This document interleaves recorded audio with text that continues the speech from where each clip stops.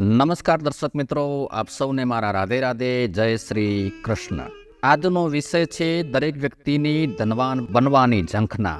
દુનિયામાં દરેક વ્યક્તિ હંમેશા શ્રીમંત બની રહેવા માંગે છે, કોઈને પણ ગરીબ રહેવું પસંદ નથી હોતું. કારણ કે ગરીબી વ્યક્તિને તન અને મનથી હંમેશા કમજોર બનાવી દે છે. દરેક વ્યક્તિ ઈચ્છે છે કે ગરીબી ક્યારેય મારી નજીક ન આવે. દરેક મનુષ્ય આવું જ વિચારે છે.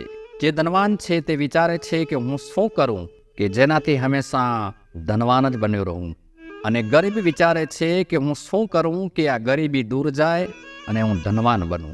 કારણ કે શ્રીમંત બનવા માટે, મતલબ કે સુખ મેળવવા માટે પૈસાની જરૂર છે, જેને આપણે માતા લક્ષ્મીજી કહીએ છીએ. તો આપણા ઘરમાં લક્ષ્મીજી કેવી રીતે આવે અને દેવી લક્ષ્મી ક્યારે પણ નારાજ થઈને આપણું ઘર છોડીને ના જાય, તે માટે મનુષ્યએ શું કરવું જોઈએ એ વિષય ઉપર આ વાર્તા પ્રસંગ છે. પસંદ આવે તો લાઈક કરીને ચેનલને હજી સુધી સબસ્ક્રાઈબ ના કરી હોય તો ચેનલને સબસ્ક્રાઈબ જરૂરથી કરી લેશો, અને કમેન્ટ બોક્સમાં જય માં લક્ષ્મીજી જરૂરથી લખશો, જેથી માં લક્ષ્મીજીની અસીમ કૃપા આપણા સૌના ઉપર સદાય બની રહે. એક નગરમાં એક શેઠ હતા. શેઠ ખૂબ જ ધાર્મિક પ્રવૃત્તિવાળા હતા. શેઠ ખૂબ જ શ્રીમંત હતા. ધનની કોઈ કમી ન હતી. અપાર ધન સંપત્તિના માલિક હતા. એક રાત્રિએ શેઠ સૂતા હોય છે અને રાત્રે સપનામાં માતા લક્ષ્મીજી આવ્યા અને કહ્યું કે શેઠ, હું તમારા ઘરે વર્ષોથી રહું છું. વર્ષોથી તમારા ઘરમાં મારો વાસ છે. હવે હું તમારું ઘર છોડીને જવા માંગુ છું. માતા લક્ષ્મીજીની આ વાત સાંભળીને શેઠ તો ખૂબ જ વ્યાકુળ થઈ ગયા, દુઃખી થઈ ગયા, અને બોલ્યા કે હે માં લક્ષ્મીજી, તમે ન જાઓ. શેઠે કહ્યું કે હે માં લક્ષ્મીજી, તમારા કારણે તો લોકો અમને સલામ કરે છે, અમને માન સન્માન આપે છે, અમારી ઇજ્જત કરે છે. તમે ચાલ્યા જાશો તો અમે તો કંગાળ બની જઈશું. અમે કરોડપતિ અબજોપતિ નહીં રહીએ, અમે તો રોડપતિ બની જઈશું. માટે હે માતા લક્ષ્મીજી, તમારા કારણે મેં પ્રેમ, સ્નેહ, સગપણ અને મંદિરોમાં જવાનું પણ બંધ કર્યું છે. એટલે શેઠની વાત સાંભળીને લક્ષ્મીજી કહેવા લાગ્યા કે શેઠ, મેં તમને ક્યારે કહ્યું કે આ બધું તમે મારી પાછળ છોડી દો? તમે આ બધું મારી પાછળ ત્યાગી દો. તમે તમારી ભક્તિ છોડી દો. તમે મંદિરોમાં જવાનું બંધ કરો. તમારા સગા સંબંધીઓને સ્નેહ કરવાનું બંધ કરો. આવું મેં તો તમને ક્યારે કહ્યું નથી. મા લક્ષ્મીજીએ આટલા શબ્દો શેઠને કહ્યા અને પછી આગળ શેઠને કહ્યું કે હવે હું તો ચોક્કસ જઈશ. હું એક જ જગ્યાએ કાયમ સ્થાયી રહેતી નથી. ત્યારે શેઠે કહ્યું કે તો પછી જાઓ, તમારે જાવું જ છે તો હું તમને કેવી રીતે રોકી શકું, પણ તમારા ગયા પછી હું તો કંગાળ બની જઈશ. શેઠની વાત સાંભળીને માતા લક્ષ્મીજી કહેવા લાગ્યા કે શેઠ, હું જઈશ, પરંતુ તમને હું એક વરદાન આપીને પછી વિદાય લઈશ. તમે ગભરાશો નહીં, પણ હું તમને એક જ વરદાન આપીશ, 2 વરદાન નહીં આપું. વિચારીને માગો તમારે શું માગવું છે.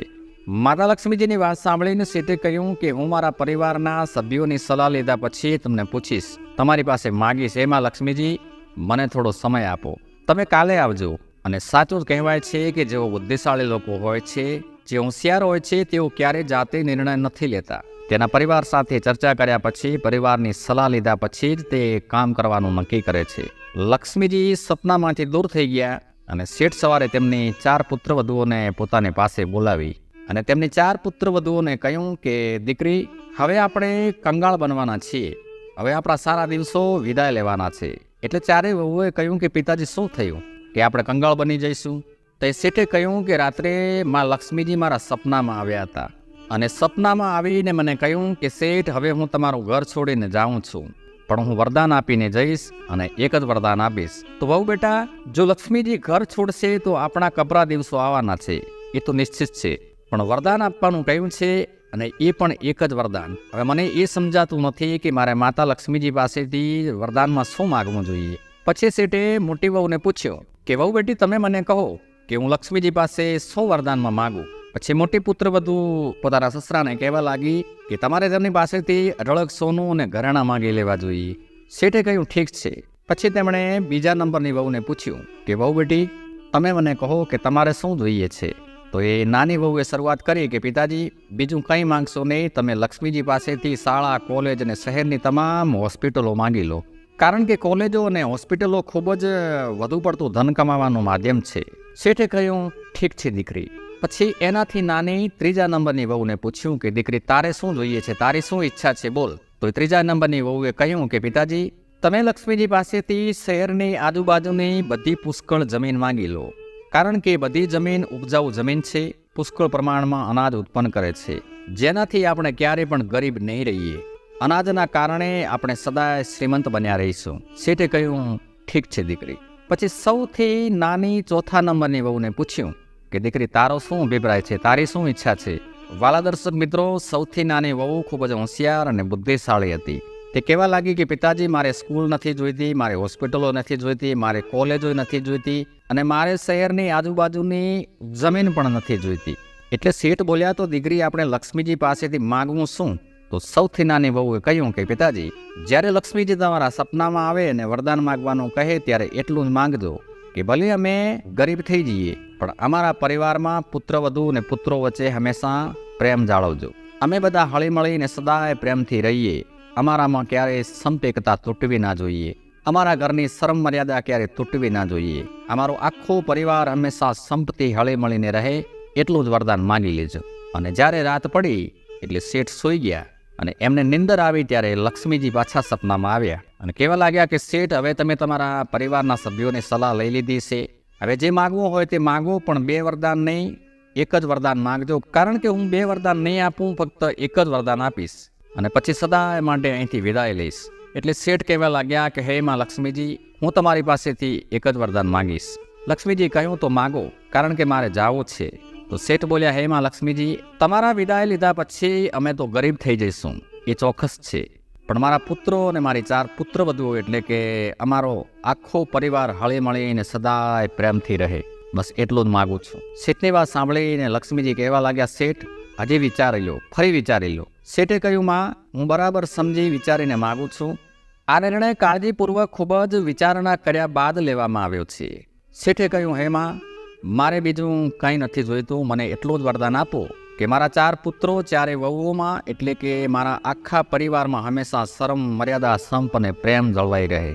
દર્શક મિત્રો, શેઠની આ માંગણી સાંભળીને માતા લક્ષ્મીજી ખૂબ જ પ્રસન્ન થઈ ગયા અને કહેવા લાગ્યા કે શેઠ, હવે તમે ચિંતા ના કરો, આજ પછી હું ક્યારેય તમારું ઘર છોડીશ નહીં. શેઠ કહેવા લાગ્યા, માં તમે તો જવાનું કહેતા હતા. તો લક્ષ્મીજી કહ્યું કે શેઠ, આ જ કારણ છે કે જ્યાં પ્રેમ છે, જ્યાં સહનશીલતા છે, એકબીજા પ્રત્યે પ્રેમ અને એકતાની ભાવના છે, જ્યાં પરિવારમાં કોઈ મતભેદ નથી, જ્યાં કોઈ લડાઈ ઝઘડા નથી, કંકાસ નથી, હું હંમેશા ત્યાં જ રહું છું. હવે હું આ ઘર છોડીને ક્યારેય નહીં જાઉં. વાલા દર્શક મિત્રો, જ્યારે શેઠે માતા લક્ષ્મીજીના શબ્દો સાંભળ્યા, શેઠનો ચહેરો આનંદથી ખીલી ઉઠ્યો અને મા લક્ષ્મીજીને પ્રણામ કર્યા. તો દર્શક મિત્રો, આ વાર્તા કથા છે તો કાલ્પનિક, પરંતુ આપણાને એ મોટો બોધપાઠ આપી જાય છે કે જે ઘરમાં ઝઘડા થાય છે, ઘરમાં કલેશ કંકાસ છે, ત્યાં લક્ષ્મીનો વાસ નથી રહેતો. જ્યાં કંકાસ ત્યાં નહીં લક્ષ્મીનો વાસ, અને લક્ષ્મી ઘર છોડી દે છે. તે ઘર કાયમ માટે ગરીબ બની જાય છે. માનવ જીવનમાં ગરીબી આ રીતે આવતી હોય છે.